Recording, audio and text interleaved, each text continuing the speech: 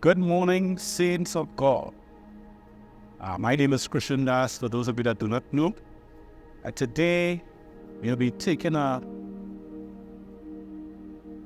different direction in the book of Isaiah. We'll be looking at the potter's house, right?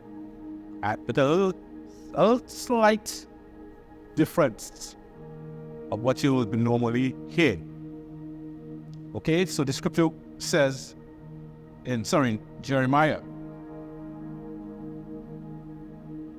In Jeremiah chapter 18, it says, "The word which came to Jeremiah from the Lord, saying, Arise, and go down to the potter's house, and there I will cause thee to hear my words. Then I went down to the potter's house, and behold, he wrought a work on the wheels, and the vessel that he made of clay was marred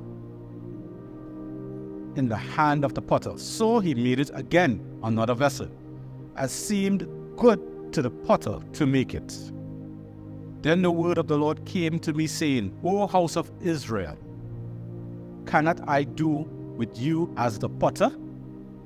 Saith the Lord, Behold, as the clay is in the potter's hand, so are ye in mine hand, O house of Israel."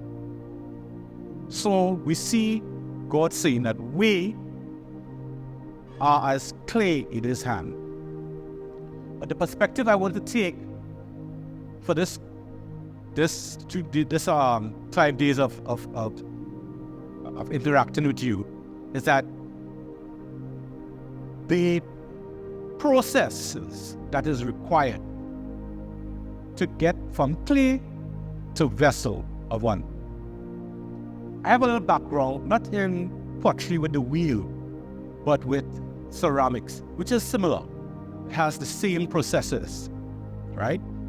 And the first thing that is required is the acquiring of the clay.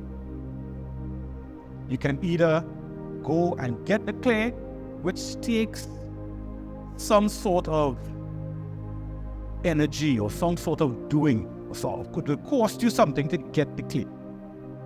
You can either go get it for yourself or you can buy it. In both instances, it will cost you to get the clay. And this is what Jesus did on Calvary. He bought us with his blood. He bought us with the shedding of his blood. But that's just part one of the process. Another process is to beat and knead the clay. And the beating and the kneading of the clay is not to do anything as to put in anything into the clay, but to get out. To take out the impurities in the clay, it has to go through a process of beating and kneading, right? And in the case of ceramics, but it will be beating and liquefying, right? So the clay will go from one state to another, right? And this has to happen to remove the impurities. And a lot of people say, look, this one now gets saved, and here she's cussing and kind of things that she's doing. But it's not about that. The thing is, God is using that person and showing that person where they fall short, so that they can do so and pick themselves up and say, hey, I need to stop doing this. I need to stop doing that. You understand? I need to walk according to the will of Christ. Okay?